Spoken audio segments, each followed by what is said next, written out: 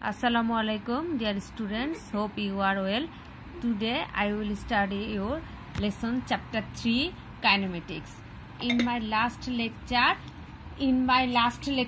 I will teach you the projectile motion of the path of equation of the path of a projectile, then maximum height of a projectile, time of flight of projectile, horizontal range, maximum horizontal range.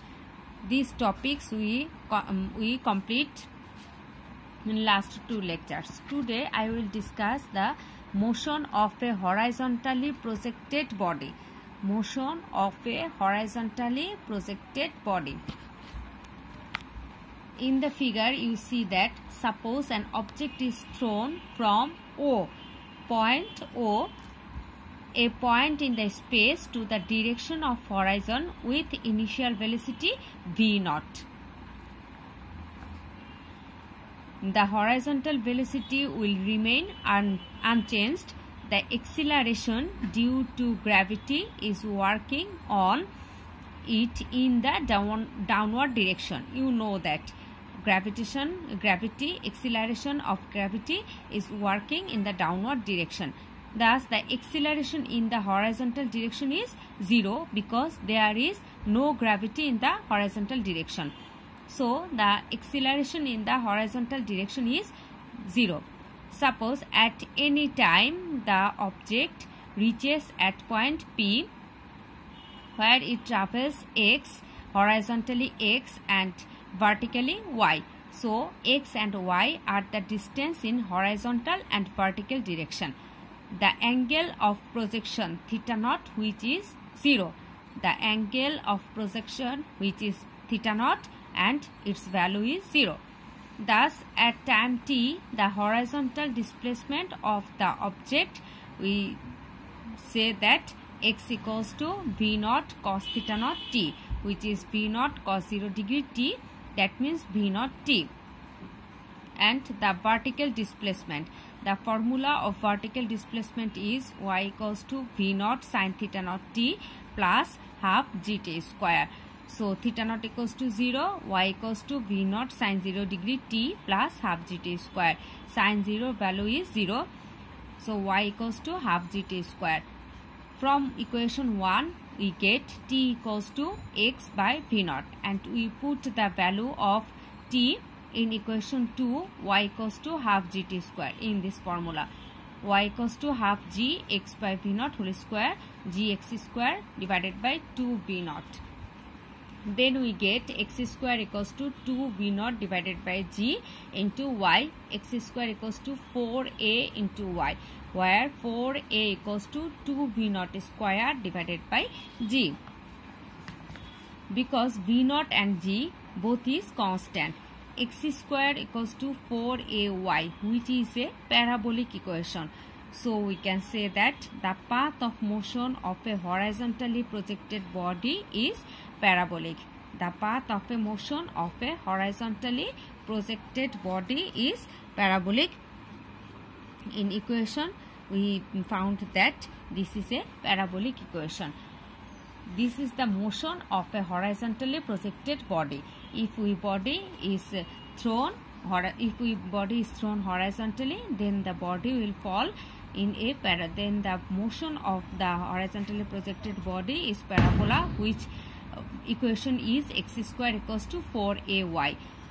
X square equals to 2 v naught square divided by g into y. There, which is a parabolic equation. So, the path of motion of a horizontally projected body is parabolic. The projectile motion of is also a parabolic, and horizontally projected body is also a parabolic equation. Now we see from this equation, now we see laws of falling bodies. There are 3 laws of falling bodies. Now we read laws of falling bodies. 3 equations, 3 laws of falling bodies.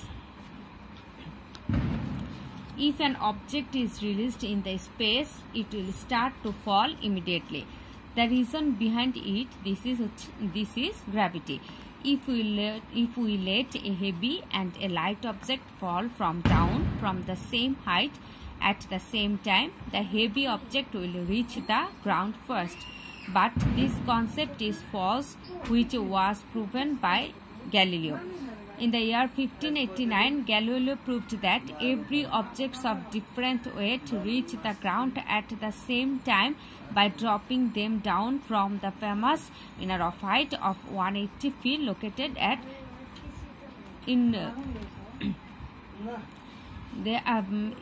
laws of falling. Now we read laws of falling bodies. Laws of falling bodies are applicable for bodies falling from a rest position without any resistance. Which body are falling from a rest position without any resistance? The laws are: first law. First law, if there is no resistance, from a rest position and from the same height, all the falling bodies will travel same distance at the same time. First law is, if there is no resistance from a rest position and from the same height, all the falling bodies will travel same distance at the same time. Second law. Second law is, if there is no resistance, the gained velocity of a falling body from rest position at a given time will be proportional to time. If there is no resistance, the gained velocity of a falling body from rest position at a given time will be proportional to time. That means gained velocity v, time is t, then the equation is v is proportional to t. And the third law, if there is no resistance, the distance travelled by a falling body from a rest position in certain time will be proportional to the square of that time. Third law is, if there is no resistance, the distance travelled by a falling body from a rest position in certain time will be proportional to the square of that time. That means distance travelled h and time is t. So h is proportional to t square. First law, if there is no resistance from a rest position and from the same height, all the falling bodies will travel same distance at the same time. Second law, if there is no resistance, the gained velocity of a falling body from rest position at a given time will be proportional to time. That means gained velocity v is proportional to t. Third law, if there is no resistance, the distance travelled by a falling body from a rest position in certain time will be proportional to the square of the time. So h is proportional to t square. These are the three laws of falling bodies, and which is given by the scientist Galileo. And now we will read the laws of falling bodies. Falling bodies maximum height. When a body fall from a height, then what is the equation of maximum height? Maximum height.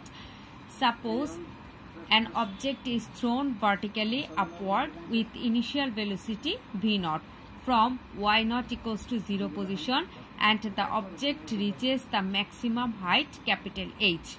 An object is thrown vertically upward with initial velocity v0 from y0 equals to 0 position, and the object reaches the maximum height, which is capital H. The final velocity at the maximum height v equals to 0. We know that at the maximum height final velocity is 0, so v equals to 0. And initial velocity is v0 from y0 equals to 0 position, and v equals to 0 at the maximum height. So we get from using the equation of motion, v square equals to v0 square minus 2gh, because it is falling body, so v0 square minus 2gh. We know that v equals to 0, so v0 square equals to 2gh. Here we get h equals to v0 square divided by 2g. So from the at the falling body, maximum height equation is h equals to v naught square divided by 2g. Then time to reach the maximum height. Time to reach the maximum height of a falling body. Time to reach the maximum height of a falling body. Suppose an object is thrown vertically upward with initial velocity v0 from y0 equals to 0 position. Again, I tell you that suppose an object is thrown vertically upward with initial velocity v0 from y0 equals to 0 position, and the time required by the object to reach maximum height is t. Time required by the object to reach maximum height, which is t. At the point of maximum height, the final velocity of the object v equals to 0. At the point of maximum height, the final velocity of the object v equals to 0. So, by using the equation of motion v equals to v0 minus gt, we get v0 equals to 0, 0 equals to v0 minus gt. Here we get t equals to v0 divided by g. So, the time to reach the maximum height is proportional to the initial velocity of the object. T equals to v0 divided by g. Then time to reach ground from the maximum height. Time to reach ground from the maximum height. Maximum height is capital H. At capital H height, the velocity of the object v equals to 0. Suppose the falling time is also t. So, from the equation we get h equals to v0 t plus half gt square. Here v equals to 0. So, h equals to half gt square. Then we put the value of h equals to v0 square divided by 2g. v0 square by 2g equals to half gt square. Then we get t equals to v0 divided by g. From a falling body, we get maximum height h equals to v0 square divided by 2g. Time to reach the maximum height t equals to v0 by g. Time to reach ground from the maximum height t equals to v0 divided by g. Then we calculate the time of flight. It is total time of flying and falling. Previous we differentiate the time to reach the maximum height and time to reach ground from the maximum height. Now we see the total time of flying and falling, which is called time of flight, which is capital T. Capital T equals to time of flight. Capital T equals to the time of flying plus the time of falling. The time of flying is v0 divided by g, and the time of falling is v0 divided by g. So, T equals to capital T equals to 2 v0 divided by g. Maximum height of a falling body is h equals to v0 square divided by 2g. Time to reach the maximum height is t equals to v0 by g. Time to reach ground from the maximum height is t equals to v0 by g. Time of flight, which is total time of flying and falling, is capital T equals to 2 v0 divided by g. We read the 4 equation of falling body. And falling body, we get laws of falling bodies. There are 3 laws of falling bodies. In equation, we found maximum height, time to reach the maximum height, time to reach the ground from the maximum height, and total time of flight, which is adding of total time of flying and total time of falling. Laws of falling body. The equation of motion in case of freely falling bodies. The equation of motion in case of freely falling bodies. Now we get this, the equation of motion from the falling bodies.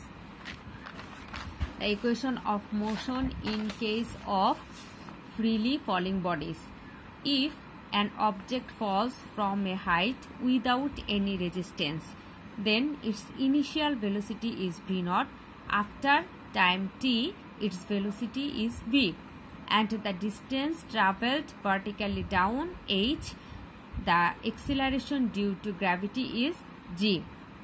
If an object falls from a height without any resistance and its initial velocity is v naught, after time t, velocity is v. The distance traveled vertically down is h and acceleration due to gravity, which is g. Then we get the formula. Number 1, v equals to v naught plus gt. Number 2, h equals to v naught t plus half gt square. And number 3, v square equals to v naught square plus 2gh. Again, number 1, v equals to v naught plus gt, h equals to v naught t plus half gt square, and number 3 is v square equals to v naught square plus 2gh. If the object is falling from a rest position, when the object is falling from a rest position, then v naught equals to 0. So the equation becomes number 1, v equals to gt, because v naught equals to 0 and the object is falling from a rest position. Number 2 is h equals to half gt square, and number 3 is v square equals to 2gh. If the object is thrown vertically up, then the equation is v equals to v naught minus gt, number 2 h equals to v naught t minus half gt square, and number 3 v naught square minus 2gh, because the object is thrown vertically up. So if the object is freely falling bodies, then if there is no resistance, then the equation is v equals to v naught plus gt, h equals to v naught t plus half gt square, and v square equals to v naught square plus 2gh. But if the object is thrown vertically up, then the equation is v equals to v naught minus gt, h equals to v naught t minus half gt square, and v square equals to v naught square minus 2gh. We will finish the theory of this chapter in my next class. In my next class, we read uniform circular motion, which is totally new in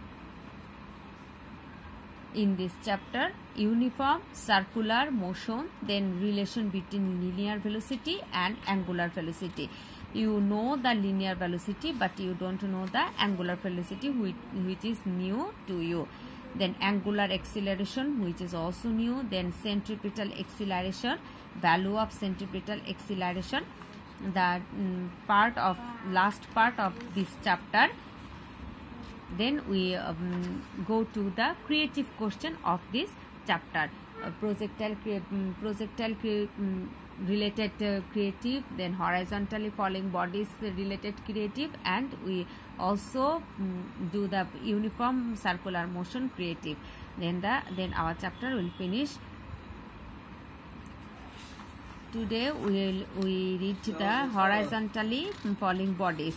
Horizontally falling bodies, projectile in my last lecture. Today horizontally projected body and the equation of horizontally projected body. Then loss of falling bodies, in case of loss of falling bodies, maximum height, time to reach the maximum height, time to reach ground from the maximum height, and time of flight. Then the equation of motion if the object is freely falling bodies and the object is thrown vertically up. There are difference plus and minus, because the acceleration of gravity is always direction is downward.